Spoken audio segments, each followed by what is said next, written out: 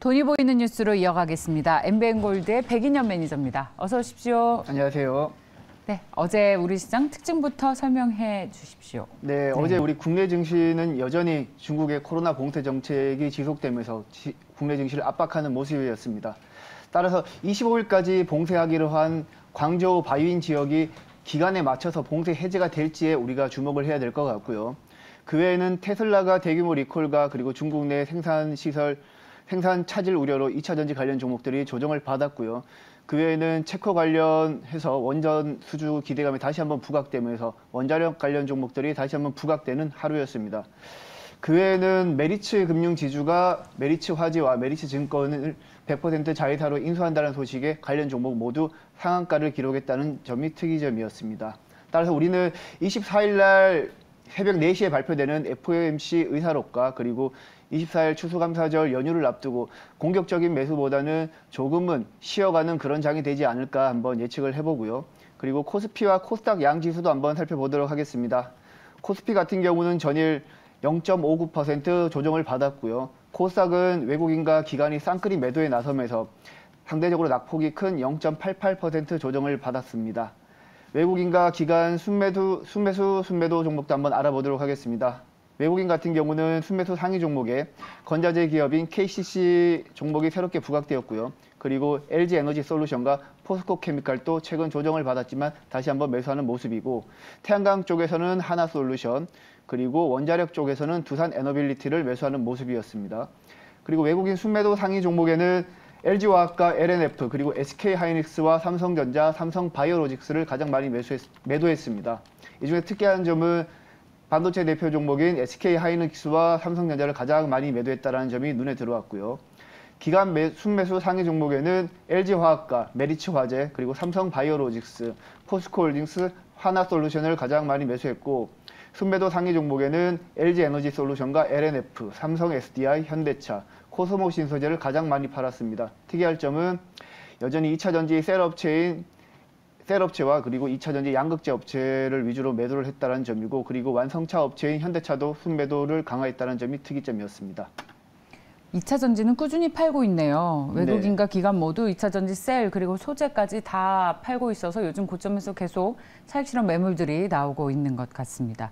이걸 완전히 팔고 떠나야 될 때라고 보시나요? 아니면 조정을 이용해서 좀 사도 괜찮겠습니까? 지금 일단 외국인과 기관 수급 동향 자체가 2차 전지나 기존에 많이 올랐던 반도체 대형주 위주로 매도를 하고 바이오나 엔터 그리고 리오프닝 쪽으로 조금씩 매수하는 모습이기 때문에 네. 지금 당장은 중소형주에 조금 더 집중을 하는 게 맞다고 보고요. 다만 내년에 2차 전지만큼 실적 기대감이 확실한 종목이 없기 때문에 올해 연말 또는 내년부터는 다시 한번 2차 전지 종목들을 저가에서 매수하자라는 의견 제시해드리겠습니다. 듣던 중 반가운 소식. 네. 돈이 보이는 소식으로 바로 네. 갈게요. 첫 번째 어떤 뉴스입니까? 첫 번째 돈이 보이는 뉴스는 로봇 관련 뉴스 가지고 왔습니다. 예. 기사 제목은 서울시에 제1호 로봇 공무원이 생겼다라는 기사 내용인데요. 로봇 공무원은 문서 수발이라든지 택배라든지 그리고 서울시 청사 안내를 할 것으로 예정이 되어 있고요. 로봇 산업 관련해서 제가 투자자 관점에서 알아야 될 부분에 대해서 간단하게 설명을 드리자면, 로봇 산업은 크게 산업용 로봇과 서비스용 로봇이 있는데, 산업용 로봇 같은 경우는 최근에 업황이 안 좋습니다. 왜냐하면 반도체랑 디스플레이 같은 전방 산업 업황이 안 좋기 때문에 시설이라든지 장비 투자가 진행되지 않고 있어서 산업용 로봇은 상대적으로 부각을 받지 못하고 있고, 최근에 로봇 관련 종목들이 상승하더라도 상대적으로 서비스용 로봇 관련 종목들이 더 부각받는 모습이고요. 반면에 서비스용 로봇 같은 경우는 시장 규모라든지 그 확장성 측면에서 굉장히 크다고 생각이 됩니다. 따라서 최근에 실내 배송 로봇이 제작하는 로보티즈라든지 그리고 인간형 이족 보행 로봇을 생산하는 레인보우 로보틱스라든지 관련 종목들의 주가는 상대적으로 등락폭이 큰 걸 알 수 있습니다. 그리고 관련 종목으로는 아까 말씀드렸던 실내 배송 로봇인 로보티즈가 있고요. 그리고 산업용 로봇을 생산하는 로보스타, 그리고 교육용 로봇을 생산하는 로보로보가 있고요. 인간형 로봇인 레인보우 로보틱스도 수혜주를 받을 수 있겠고, 그리고 수술 로봇인 큐렉스와 청소용 로봇인 에브리봇이 관련 종목으로 수혜를 받을 수 있겠습니다. 그러면 산업용 로봇은 좀 어렵고 개인용 로봇이 서비스용 로봇. 서비스용 네. 로봇은 괜찮고, 그렇다면 이걸 구분해서 투자해야 하는 겁니까? 네, 지금 그렇게 설명을 드린 이유가 산업용 로봇보다는 우리 투자자 관점에서는 당장은 서비스용 로봇을 좀 더 보자라는 관점에서 말씀을 드린 거고 네. 산업용 로봇은 아무래도 반도체나 디스플레이 업황이 조금 살아나면 그때 점진적으로 접근을 하시는 게 조금 더 스마트한 투자가 아닐까 생각을 합니다. 얼마 전에 삼성전자에서도 1인 1 로봇 시대가 네. 도래했다라고 얘기를 한 만큼 또 로봇 ETF도 최근에 상장하면서 맞습니다. 수급이 좀 들어올 수 있을 것 같다는 기대를 했는데 저는 오늘도 아마 종목을 들을 테지만 이게 실적이 제대로 나오는 기업이 없어서 맞습니다. 그야말로 테마주로 우리가 원래 주식은 광기에 투자를 하는 거니까 숫자가 안 나오더라도 그런 테마주라는 걸 잘 알고 투자를 해야 되는 것인지 아니면 가치 투자의 성격으로 좀 길게 봐야 하는 것인지 어떻게 마음가짐을 가지고 이 종목 봐야 하는지에 대한 고민은 늘 있어요. 네, 일단 테마를 매매할 때는 일단 처음에는 기대감으로 매매를 하다가 이후에 기대감이 숫자로 찍힐 때 주가 상승폭이 굉장히 큰데 일단은 로봇 관련 테마는 아직까지는 기대감에 매매를 하는 섹터이고요. 하지만 향후 성장성을 감안했을 때 틀림없이 향후에는 2차 전지나 풍력, 신재생 같은 숫자로 매출이 찍힐 거라고 보고 그런 관점에서 접근을 하시면 될 것 같습니다. 아직까지는 기대감이 조금 더 크다고 보시면 될 것 같습니다. 예, 어떤 종목 보면 좋을까요? 오늘 가져온 종목은 로보티즈 가지고 왔습니다. 로보티즈의 사업은 크게 두 가지로 볼 수 있는데요. 다이나믹 셀 액추에이터 사업 부분이랑 그리고 자율주행 로봇인 실내외 배송 로봇입니다. 제가 주목하는 부분은 바로 실내외 배송 로봇 부분인데요. 크게 실내 배송 로봇에는 집게미라고 있는데 현재 명동 hen나 호텔이랑 그리고 4성급 호텔인 코리아트 메리어트 서울 타임스퀘어 호텔에 이미 들어가 있습니다. 그리고 일개미 호텔은 실내 배송 로봇인데요. 이미 마곡지구에서 음식 배달 실증 실험을 완료한 상태이고요. 따라서 관련 종목 서비스용 로봇 중에서는 가장 확장성이 크다고 생각해서 제가 로보티즈를 가지고 왔고요. 그리고 앞서 소개해드렸던 서울시 제1호 로봇 공무원도 로보티즈에서 제작을 했습니다. 차트 한번 보시면서 제가 보충 설명을 해드리도록 하겠습니다. 차트 보시면 로보티즈는 지난해 12월 달에 주가 상승폭이 컸는데요. 로보티즈뿐만 아니라 로봇 섹터 전반적으로 상승폭이 컸습니다. 그 이유는 바로 삼성에서 로봇 관련 TF팀을 구축한다라는 내용의 관련 종목들의 상승을 컸고 이후에는 조정을 받았고 장기간 행보하는 모습인데요. 현재는 다시 한번 삼성 쪽에서 가정 내 이런 1인 1로봇을 목표로 한다라고 발표하면서 로봇 관련 종목들로 외국인과 기관의 수급이 들어오는 모습이고요. 현재 로보티즈 같은 경우는 저점에서 많이 올랐습니다. 어느 정도 올랐기 때문에 당장 지금부터 비중을 실으면 안 됩니다. 따라서 지금 현재는 1차 매수만 하시고 만약에 조정을 받는다면 25,000원 구간에서 2차 매수하시면서 비중을 천천히 늘려가시면 될 것 같고요. 단기 목표가는 31,000원까지 한번 보도록 하겠습니다. 로보티즈 살펴봤습니다. 저희가 앞서서 제야의 고수 시간에서도 현대모백스를 했거든요. 아, 네. 현대모백스 아세요? 아, 그 부분은 제가 공부를 잘 안 했습니다. 예, 뭐 다 할 수는 없죠. 그 종목이 수천 개인데 이게 네이버의 로봇 빌딩 관련주로 또 구분이 돼서 아침에 이제 계속해서 거론이 또 되고 있네요. 저희 로봇 관련주 중에서 로보티즈 또 봤습니다. 차트를 한번 보시고 매매 전략 세우고 가겠습니다. 네네. 자, 다음 이슈로 넘어가겠습니다. 어떤 소식입니까? 네, 두 번째 돈이 보이는 뉴스는 웹 엔터 쪽 가지고 왔습니다. 기사 내용은 빈살만의 사우디 국부펀드가 카카오 엔터에 투자를 추진하고 있다라는 내용인데요.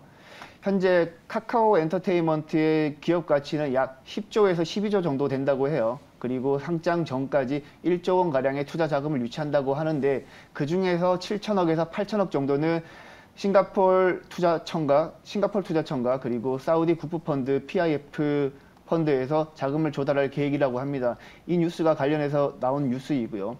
따라서 만약에 카카오 엔터가 정상적으로 사우디 국부펀드로부터 자금을 조달하게 될 경우 자금을 마련해서 엔터라든지 웹툰이라든지 웹소설로 사업 영역을 빠르게 확장할 수 있기 때문에 적극적으로 투자 유치에 나설 수 있지 않을까라는 관점에서 가지고 왔고요. 관련해서 수혜주로는 카카오와 DNC 미디어, 그리고 미스터블루, 대원 미디어가 있겠고 그리고 엔터 종목 중에서는 JYP와 SM, YG 엔터와 하이브가 수혜주로 부각받을 수 있겠습니다. 이게요, 이 네옴시티 관련 주식으로 엔터 주식까지도 종목이 확장이 됐는데요. 이게 진짜로 앞서 질문과 같습니다. 실제로 정말 사업할 수 있을 거라는 기대감 가져도 되는 겁니까? 아니면은 지금 종목이 확장한 어떤 테마주의 성격으로 보면 좋겠습니까? 개인적으로 네옴시티 더라인 프로젝트에 대해서는 제가 개인적으로는 회의적인 시각을 가지고 있고요. 네. 왜냐하면 설계 자체가 조금 더 실현 가능성이 없다라는 의견이 전문가들 의견이 많기 때문에 그 부분은 네. 조금 있고 그러니까요. 다만 이제 게임이라든지 엔터 쪽은 확장 가능성이 좀 높다고 봅니다. 실질적으로 이번에도 카카오 엔터테인먼트가 실제 투자 유치에 성공할 거라고 저는 보고 있기 때문에 관련 뉴스 가지고 나왔습니다. 자, 그렇다면 어떤 종목인지 듣고 계속 이야기를 나눠볼까요? 네, 오늘 가지고 온 종목은 SM 가지고 왔습니다. 네. SM은 잘 아시겠지만 동방신기라든지 슈퍼주니어, 소녀시대 등 국내 대표 가수들을 보유하고 있는 글로벌 엔터테인먼트 회사인데요. 제가 주목하고 있는 투자 포인트는 딱 세 가지입니다.